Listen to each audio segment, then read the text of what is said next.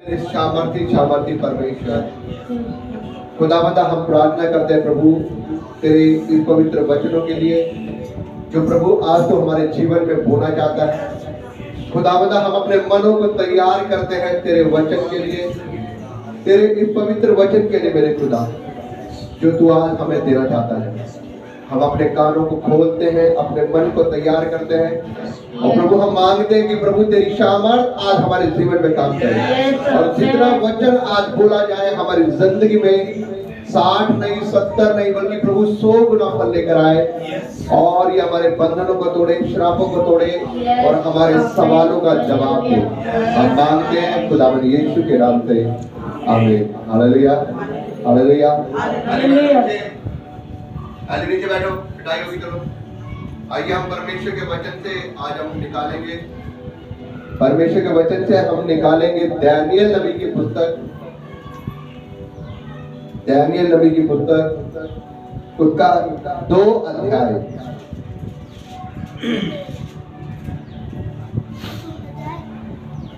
और आज जो हम सुसमाचार सीख रहे हैं वो है परमेश्वर का पक्ष हमारे जीवन में होना बहुत ही ज्यादा जरूरी है। हालेलुया। क्या होना हमारे जीवन में जरूरी है? परमेश्वर का पक्ष हमारे जीवन में होना बहुत ज्यादा जरूरी है। अब मैं आपको समझा देता हूं कि परमेश्वर का पक्ष क्या होता है। परमेश्वर का पक्ष हमारे जीवन में होने का मतलब एक धर्मी जन के जीवन में परमेश्वर का पक्ष होना बहुत ज्यादा जरूरी है। यदि एक धर्मी जन के जीवन में परमेश्वर का पक्ष नहीं है तो वो बहुत बड़ी मुसीबत में है। आप समझ रहे हो मेरी बात? क्या समझाना चाह रहा हूं मैं? अगर एक व्यक्ति के जीवन में परमेश्वर का पक्ष नहीं है तो वो बहुत बड़ी मुसीबत में है। क्यों? क्योंकि जब तक परमेश्वर का पक्ष आपके जीवन में नहीं है तो जो आप आशीषें चाहते हो, बरकतें चाहते हो, जो आप परमेश्वर का सामर्थी हाथ अपने ऊपर देखना चाहते हो वो आपके ऊपर नहीं होगा।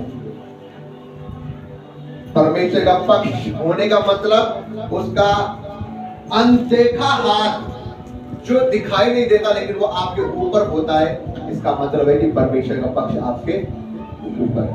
हालेलुया। इसीलिए मैं आपको बताना चाहता हूं कि परमेश्वर का पक्ष हर एक व्यक्ति के अंदर होना चाहिए जो परमेश्वर का धर्मी जन है। परमेश्वर के धर्मी जनों में परमेश्वर का पक्ष होना जरूरी है। वो हर एक के ऊपर नहीं होता, वो खाली उसके धर्मी जनों के ऊपर होता है। इसलिए परमेश्वर ने कहा अपनी बाइबल में कि जो दानियेल नबी था वो कौन था? परमेश्वर का धर्मी जन था और वो नित्य दिन परमेश्वर की हजूरी में 3 बार आया करता था। चाहे तमाम मुसीबतें आए, परेशानियां आए, दिक्कतें आए, वो परमेश्वर की हजूरी में 3 बार ही आया करता रहा, चाहे कुछ भी हो जाए। इसलिए उसके ऊपर परमेश्वर का पक्ष था।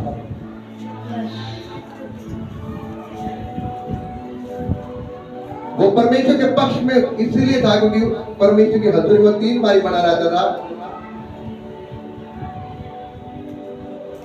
चाहे कुछ भी हो जाए लेकिन वो परमेश्वर में हमेशा बना रहता है। लाख मुसीबत आए, दिक्कतें आए, परेशानियां आए, वो परमेश्वर में बना रहा, अड़ा था, बड़ा था और वो हमेशा परमेश्वर में खड़ा रहता रहा। इसलिए हम परमेश्वर के वचन से आज हम सीखेंगे दानियेल नबी की पुस्तक उसका 2 अध्याय और उसकी 47 आयत से हम पढ़ेंगे।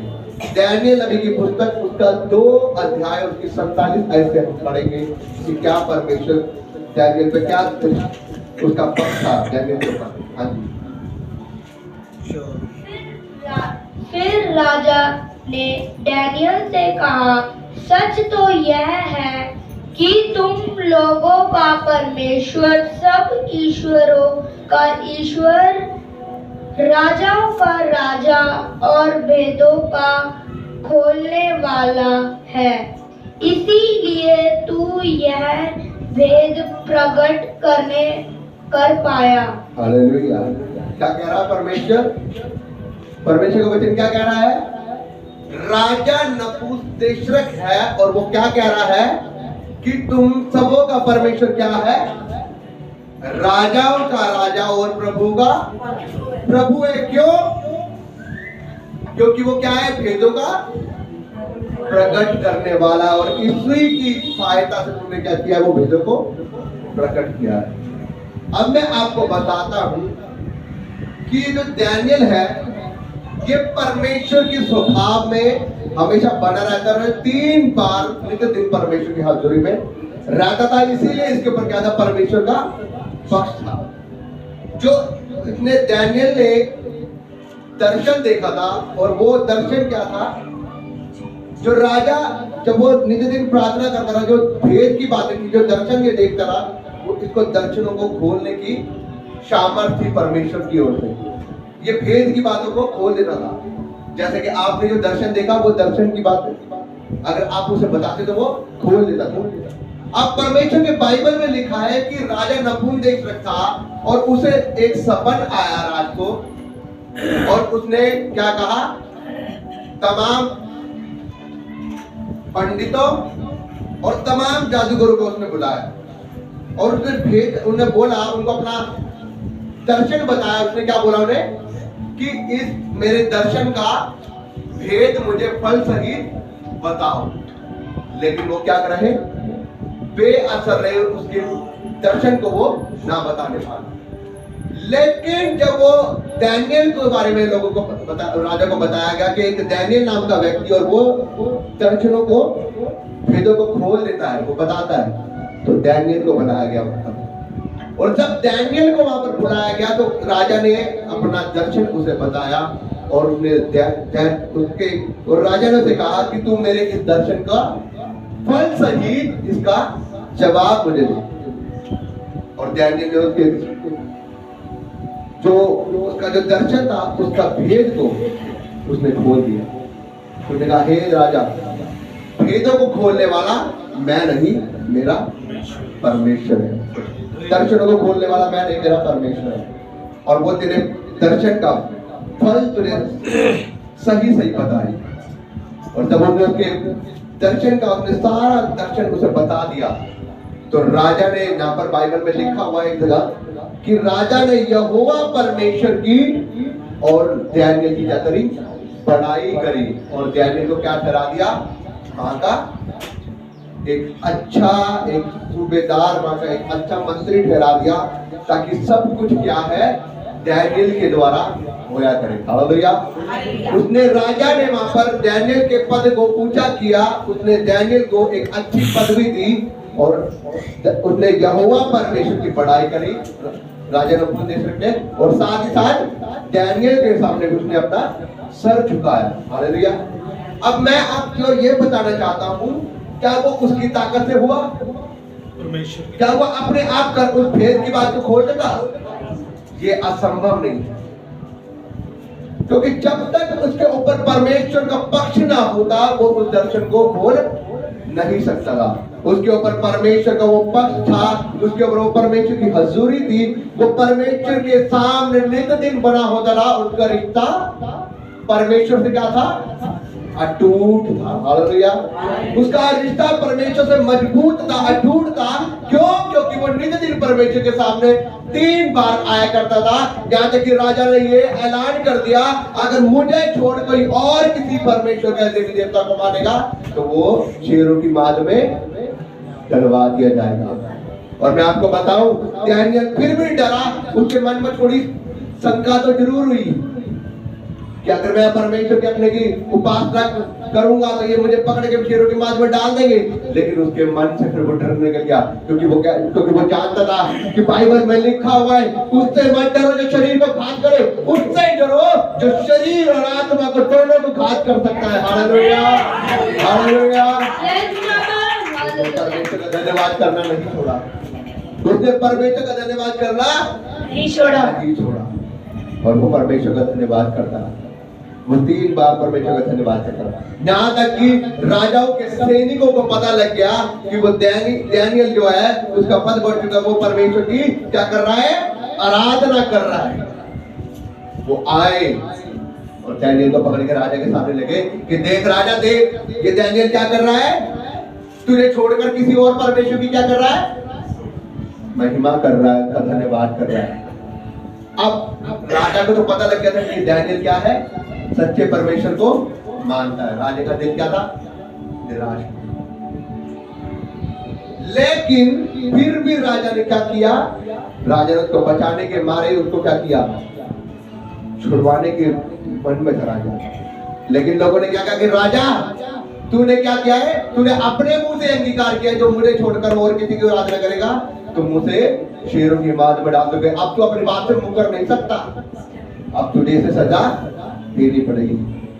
राजा ने मुंह उतारते हुए अपने बोल दिया, जाओ इसे डाल दो। और देखो जब डैनियल को डाल दिया गया शेरों की माद में, वो परमेश्वर से वहां पे प्रार्थना कर रहा है, हे मेरे जमीन और आसमान के मालिक, हे मेरे सामर्थी खुदा, मैं तो तेरी आराधना करता हूँ, तू मुझे बचाने वाला परमेश्वर है। और बाइबल में लिखा हुआ है उसने अपने स्वर्गदूतों को भेज दिया और वो शेर थे उसके सामने, उनके मुंह को बंद कर दिया परमेश्वर यहोवा ने। Hallelujah hallelujah hallelujah hallelujah. वो सामर्थी परमेश्वर, वो सब कुछ करने की ताकत रखता है, जो आप नहीं सोच सकते वो सब कुछ करने की ताकत रखता है। हालेलुया। अब इसी प्रकार बाइबल में एक पीछे लिखा हुआ एक आयत है, यहाँ पर ये बाइबल किसकी बात बता रही है? डैनियल की। डैनियल ने क्या कहा? परमेश्वर के साथ वो क्या करा करता था? 3 बारी परमेश्वर के सामने आया करता था। अब उसी प्रकार मैं आपको यूसुफ के बारे में बताता हूँ। यूसुफ परमेश्वर का धर्मी जन था, वो इतना परमेश्वर का धर्मी जन था, वो शुरू से बचपन से वो अपने भाइयों से अलग होकर चलता है। क्यों? क्योंकि वो परमेश्वर की महिमा के लिए चुना गया था। हालेलुया। यूसुफ एक ऐसा परमेश्वर का धर्मी जन था, जब वो भी रात को सोया करता था उसको दर्शन आते थे कि 11 तारों ने क्या किया? मुझे प्रणाम किया है। और वो अपने भाइयों को बताया करता था, आज ऐसा रात को सपना देखा है, आज ऐसा मैंने दर्शन देखा था। उसके भाई से चिढ़ने लगते हैं, वो कह रहे क्या हम भी तुझे प्रणाम करेंगे? अरे तुम तो छोटा, क्या हम तुझे प्रणाम करेंगे? वो उसको मारने की कोशिश करने लगता है। और आपको पता है एक बार यूसुफ, उसके भाई बकरी चरा रहे थे जंगल में और उसके पिता ने उसको भेजा, यूसुफ तेरे भाई अभी तक आए नहीं, जा उनका पता लेकर आ। वो अभी तक आए क्यों नहीं? यूसुफ जा रहा था, उसके पिता ने उसके लिए एक नया कुर्ता सिलवाया था जो उसके ऊपर बहुत अच्छा लगता है। क्यों? क्योंकि वो गोरा चिट्टा था, उसकी गालें लाल रहती, परमेश्वर का चामर था उसके ऊपर।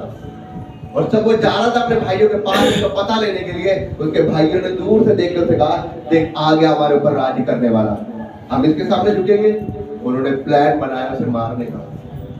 और जब वो आया अपने भाइयों का पता लेने, उसके भाइयों ने उसे पकड़कर एक पानी का सूखा कुआं था उसके अंदर फेंक दिया।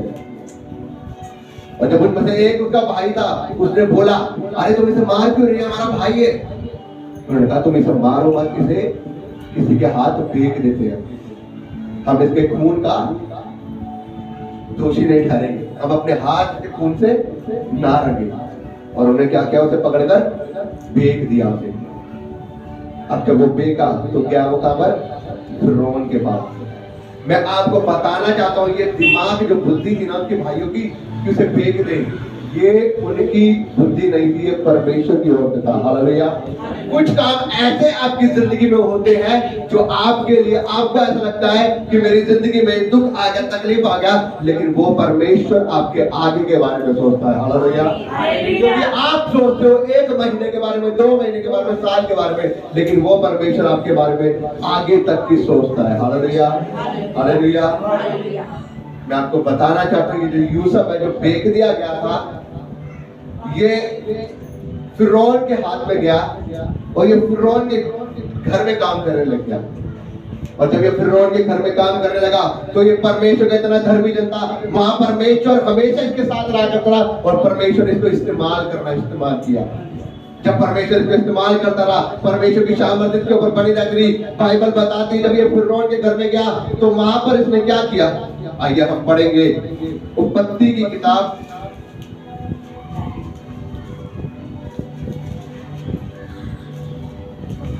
वहां पर लिखा है जब इसने, फिरौन को भी एक दर्शन आया था। आपको पता है फिरौन को भी एक दर्शन आया था,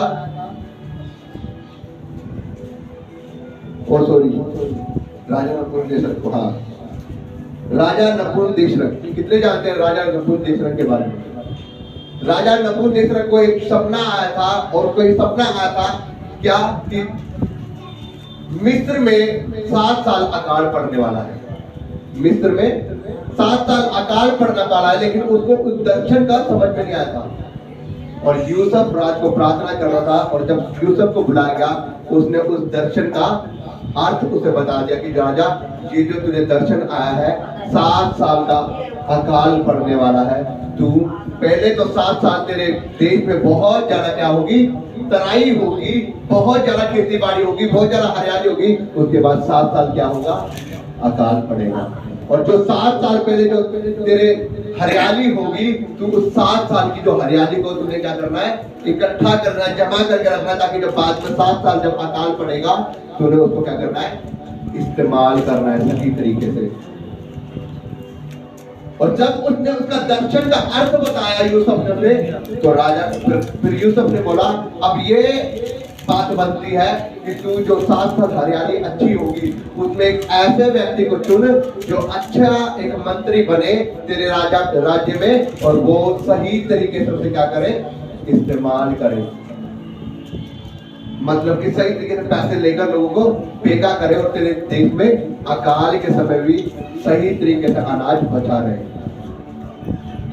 राजा को ये बात बहुत अच्छी लगी, राजा को ये बात बहुत अच्छी लगी। उसने कहा कि तेरे जैसा बुद्धिमान व्यक्ति मुझे कहाँ मिलेगा, तू ही मेरा मंत्री बनेगा। Hallelujah, hallelujah.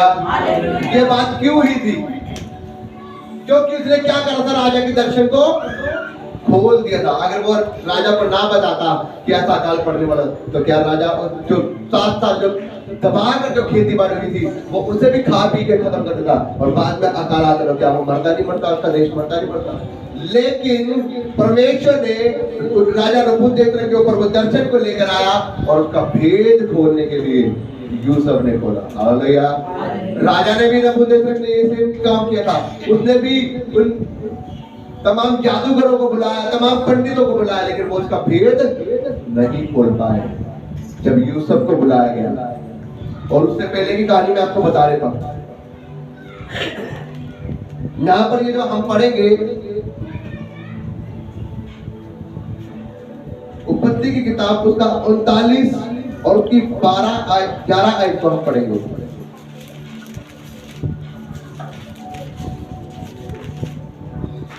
यूसुफ की किताब, उत्पत्ति की किताब था, उसका 39 अध्याय और उसकी 11 आयत को हम पढ़ेंगे, जिसमें यूसुफ के बारे में लिखा हुआ है कि परमेश्वर ने किस प्रकार उसे इस्तेमाल किया।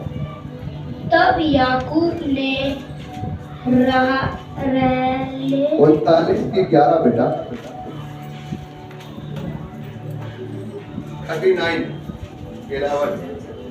39 की 11 मैं पढ़ देता हूँ।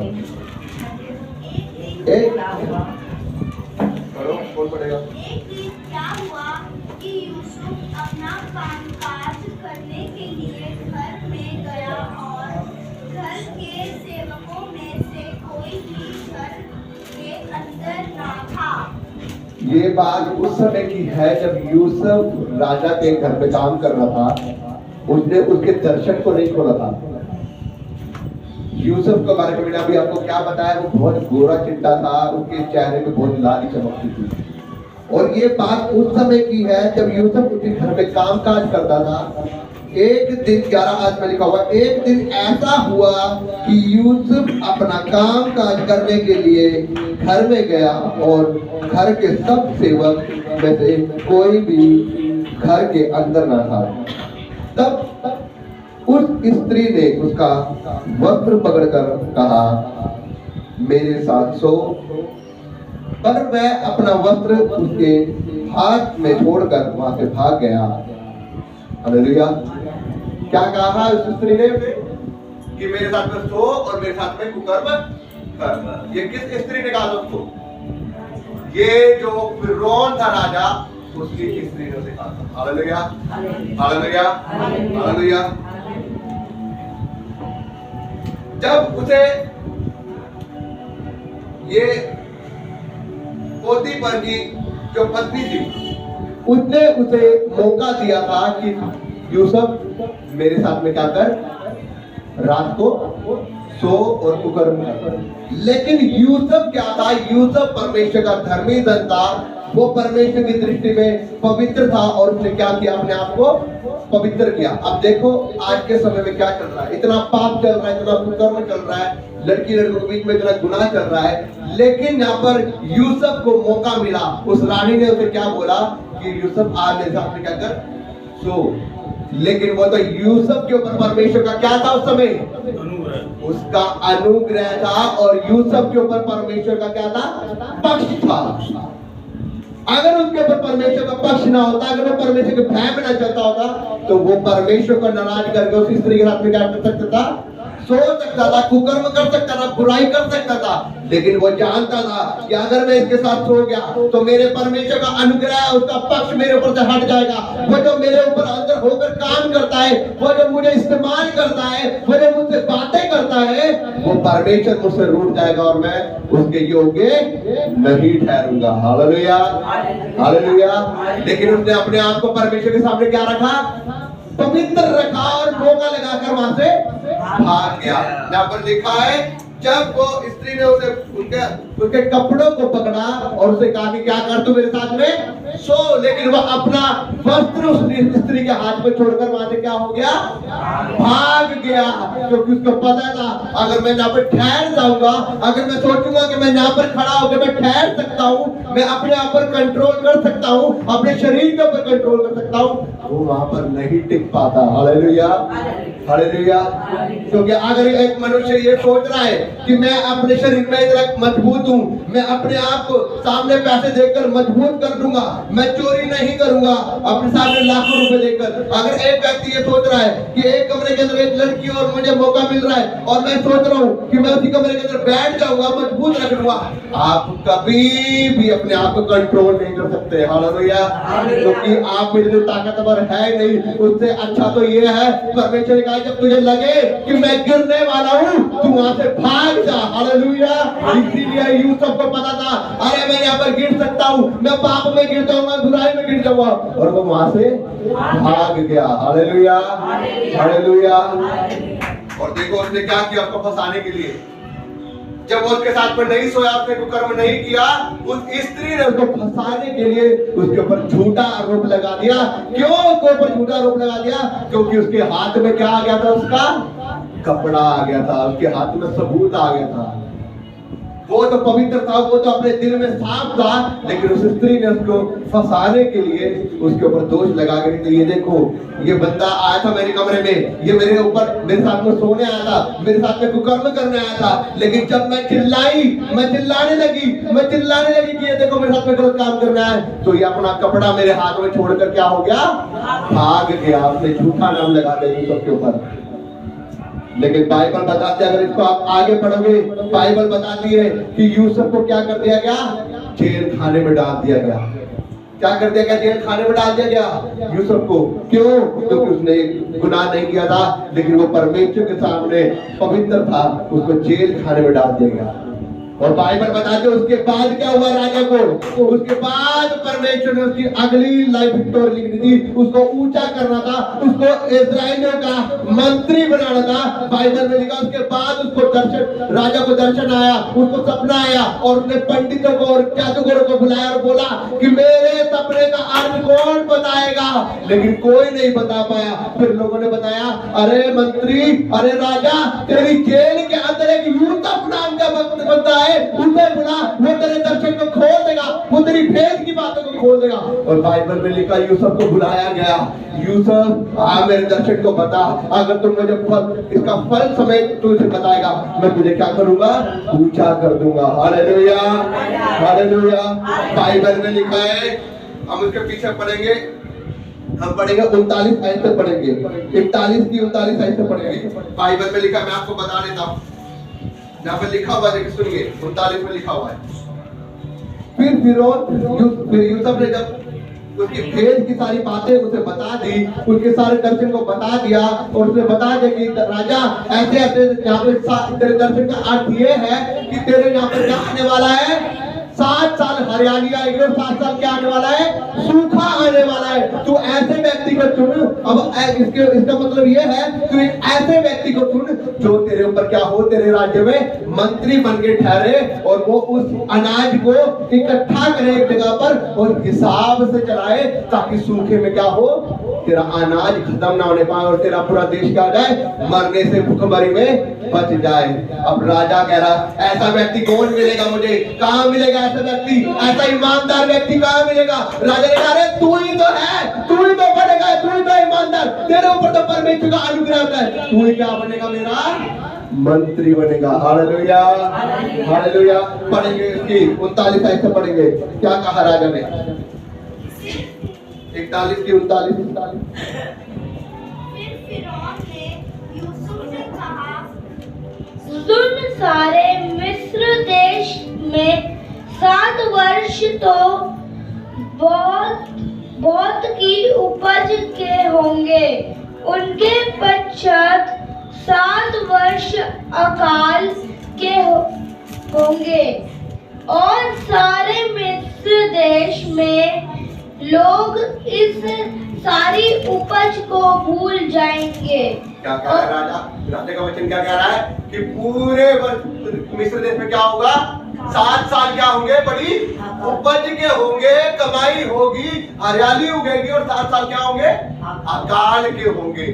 और फिर उसने बताया उसे, राजा जहाँ पर बड़ा अकाल पड़ने वाला, तो इसलिए एक ऐसे व्यक्ति को चुन जो तेरे सारे, जब तेरी अच्छी उपज हो उसे इकट्ठा करने की जगह और जब सूखा आए तो उन्हें लोगों से पैसा ले लेके क्या करे, उन अनाज को बेच के, उससे तेरे देश में गरीबी भी नहीं होगी और तेरे देश का भूखापन भी नहीं आएगा। हालेलुया। राजा कह रहा, मैं ऐसे व्यक्ति को कहां से ढूंढूं, ऐसा पवित्र व्यक्ति, ईमानदार व्यक्ति कहां मुझे मिलेगा। उसकी 39 के आयत में लिखा हुआ है। हाँ जी, कभी 39 आयत पढ़ेंगे, 39। फिर फिरौन ने यूसुफ से कहा, परमेश्वर ने जो तुझे इतना ज्ञान दिया है कि तेरे सुने कोई समझदार और बुद्धिमान नहीं, इस कारण तू मेरे घर का अधिकारी होगा। सुनिएगा, परमेश्वर का वचन क्या कह रहा है कि तू मेरे घर का क्या होगा, क्या होगा तू मेरे घर का।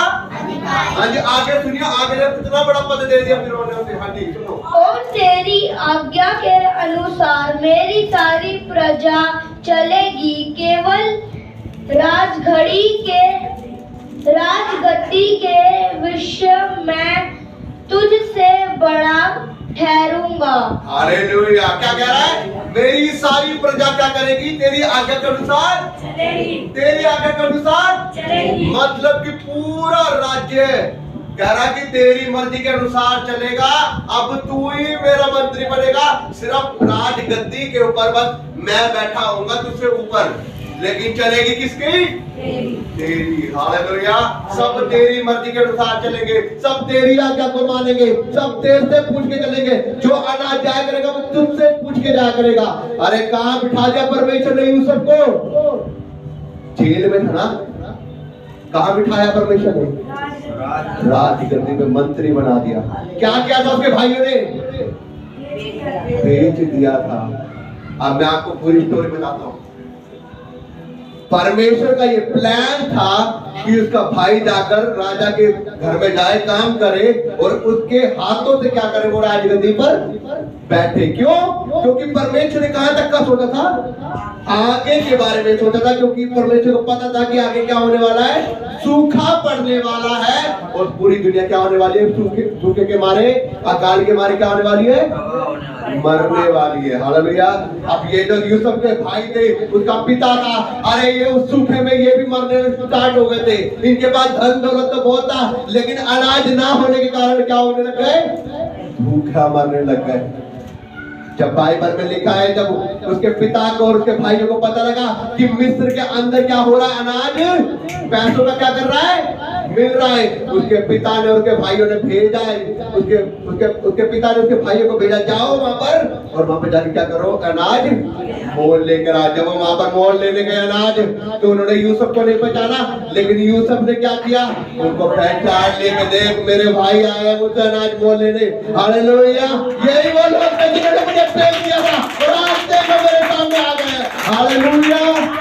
इतनी बड़ी महिमा है परमेश्वर की। हम क्या सोचते हैं, हम 1 महीने के बारे में, 2 महीने के बारे में, लेकिन परमेश्वर ने यूसुफ को कहाँ बिठाया, बड़ी गद्दी पर। क्यों? क्योंकि तेरे भाई क्या करेंगे, कहीं भूखे ना मर जाए ना, एक बड़ा सूखा आने वाला है। और जब उसके भाई उससे मोल लेने के लिए आए, उन्होंने तो यूसुफ को न पहचाना, लेकिन यूसुफ ने उन्हें पहचान लिया। और यूसुफ ने क्या किया, उनसे पैसे भी लिए, और जब उसको उनको राशन डलवाया ना उनकी बोरियों में, अपने मंत्री से कहा इनके जो पैसे इनकी बोरियों के अंदर ही रख देना। Hallelujah, hallelujah. जब उन्होंने घर जाके बोरियां खोली, आ रहे हैं हमारे जो पैसे भी इसी में है। परमेश्वर की बड़ी महिमा। हालेलुया। जब वो अगली बार आए, जब उनका राशन खत्म हुआ, अगली बार आए, तो यूसुफ ने क्या किया, उनके पैसे फिर अंदर रखकर अपना एक सोने का डोंगा उनके उसमें रख दिया, बोरी में उनके, जब ताकि वो जब अगली बार वापसी आए, फिर से उनका जब राशन खत्म हुआ, यूसुफ ने बोला तुमने मेरा डोंगा चोरी किया है, मैंने तुम्हारे साथ में भलाई की, तुमने मेरा डोंगा चोरी किया। वो कह रहा है भाई हमने चोरी नहीं किया, हम राजा क्यों तेरा डोंगा चोरी करेंगे। यूसुफ ने बोला अच्छा तुमने चोरी नहीं किया, जाओ अपने घर में जो तुम्हारा छोटा भाई उसे बुला के लेकर, अपने पिता को बुला के लेकर आओ। जब उनका पिता आया और वो आए, वो उसका छोटा भाई आया, वो कहने लगा अब तुम्हारे छोटे भाई को मैं रख लूंगा। और जब वो वहां पर रोने लगे, वो बिहारने लगे उसके सामने, उसने धीरे धीरे क्या करना था, पूरी फैमिली को बुलाना था। और जब उन्हें पूरी फैमिली को बुला लिया, तो अपने सारे सैनिकों को कमरे से बाहर जाने की आज्ञा दी, और वो बोलने लगे अरे मैं तुम्हारा भाई यूसुफ हूँ, ये मेरा प्लान था, देखो मैं तुम्हारा भाई यूसुफ हूँ जिसे तुमने भेज दिया था, आज परमेश्वर ने बड़ी कुर्सी में बिठाया है, और देखो मैं तुम्हारा भाई हूँ। वो रोने लगे उसके सामने, हमने गलती कर दी, हमने गलती से डाल दिया होगा शायद, अरे हमने जो पैसे यहाँ से चोरी करके ले गए थे, हमसे गलती से शायद पैसे वापस चले गए। लेकिन यूसुफ ने बोला नहीं तुमने नहीं, वो तो मैंने किए नहीं, मैं तुम्हारा भाई यूसुफ हूँ। वो रोने लगा उनके सामने, वो दुहार लगाने लगा उनके सामने कि मेरा दिल अंदर से पिघल रहा है। Hallelujah, hallelujah. देखो उसका दिल कितना पवित्र है, उसके भाइयों ने धक्का मार के निकाला था, लेकिन उसका दिल फिर भी पवित्र है। उसने मदद की और अपने भाइयों को क्या करा, बचा लिया उस सूखे से। Hallelujah, hallelujah. हमारा परमेश्वर महान है। ये अब मैं आपको बताना चाहता हूँ, यदि परमेश्वर का पक्ष उसके ऊपर ना होता, यदि वो परमेश्वर के भय में ना होकर चलता, यदि परमेश्वर के आगे अनुसार ना होकर चलता, तो वो उस दिन वो उस स्त्री के रात में सो जाता और परमेश्वर की आज्ञा से क्या होता, वो रहित हो जाता और परमेश्वर की कृपा उसके ऊपर नहीं होती। यहाँ पर जो डैनियल जो था, डैनियल परमेश्वर की उपस्थिति में रहता था, 3 बारी परमेश्वर की हजूरी में होकर रहता था, परमेश्वर के नित्य दिन उसके सामने रहता था। राजा ने आज्ञा दी अगर कोई मुझे छोड़कर किसी और परमेश्वर का नाम लेगा तो वो शेरों की मांद में डलवा दिया जाएगा। लेकिन डैनियल नहीं घबराया, उसको पता ना चाहे मुझे राजा मरवा दे, जलवा दे, कुछ भी करवा दे, चाहे शेरों की मांद में डाल दे, मैं अपने परमेश्वर को नहीं छोड़ूंगा, क्योंकि उसको पता था अगर मैं परमेश्वर के नाम को छोड़ दूंगा तो परमेश्वर का अनुग्रह का पक्ष मेरे ऊपर से हट जाएगा। और वो परमेश्वर की हजूरी में बना रहा, उसका पक्ष उनके ऊपर बना रहा, उसका अनुग्रह उनके ऊपर बना रहा, और जब तक उनका अनुग्रह उसके ऊपर पक्ष बना रहा, वो परमेश्वर की हजूरी में खड़े रहे, आड़े रहे। हालेलुया। इसलिए मैं आपको बताना चाहता हूँ मेरे बहनों और भाइयों, आपके ऊपर परमेश्वर का पक्ष होना जरूरी है, लेकिन आपके ऊपर परमेश्वर का पक्ष जब ही होगा जब आप प्रार्थना में, उपवास में बढ़ेंगे। आपको उपवास में, प्रार्थना में बढ़ना है, बाइबल में पढ़ना है। जब आप प्रार्थना उपवास करेंगे तो परमेश्वर का अनुग्रह, उसका पक्ष आपके ऊपर होगा और वो आपको वो सभी आशीष देगा जो आप पाना चाहते हैं। हालेलुया। लेकिन जब तक आप परमेश्वर की प्रार्थना में, उसकी पवित्रता में, उसके पक्ष में नहीं बढ़ेंगे, उसका अनुग्रह, उसका पक्ष आपकी जिंदगी में नहीं होगा और वो काम आपकी जिंदगी में नहीं हो पाएगा। आप समझ रहे हैं मेरी बात को? इसलिए इसलिए परमेश्वर के पक्ष में आपको बढ़ना है, उसके कामों में बढ़ना है, उसके अनुग्रह में बढ़ना है, उसकी पवित्रता में बढ़ना है। प्रार्थना करने का मतलब ये नहीं है कि खाली आप कमरे के अंदर बैठ कर प्रार्थना करी जा रहे हो, मेरे पिता मुझे ये दे दे, वो दे दे, वो दे दे, वो दे दे। प्रार्थना करने का मतलब है आधे समय आपने प्रार्थना करनी है, आधे समय आपने बाइबल को पढ़ना है। और जो बाइबल आप भले कम ही पढ़े, एक पढ़ना पड़े, अगर आपको नहीं पढ़ना आता, लेकिन थोड़ा पढ़े, लेकिन उसे समझे, उसे मनन करे बार बार, ताकि वो परमेश्वर का वचन आपकी बुद्धि के अंदर समा जाए। और जब आप प्रार्थना करें तो आप उस वचनों को बोले। आपको पता आपके हर चीज के बारे में बाइबल के अंदर एक वचन है। गरीबी के लिए भी एक वचन है, बीमारी के लिए भी एक वचन है, शराब के लिए, जान पाने के लिए भी एक वचन है, हर चीज के लिए एक वचन है। लेकिन आपको पढ़ना है। जब आप वचन को पढ़ेंगे, उपवास करेंगे, प्रार्थना करेंगे, तो आपके बंधन टूटेंगे और परमेश्वर का पक्ष आपके ऊपर आ जाएगा। हालेलुया। परमेश्वर का वचन आपकी जिंदगी में बना है। हालेलुया। अपने हाथों को हिलाएंगे, उठाएंगे। Thank you Jesus Lord. बोलिए प्रभु यीशु मसीह जी, आज जितना वचन मैंने सुना, ये वचन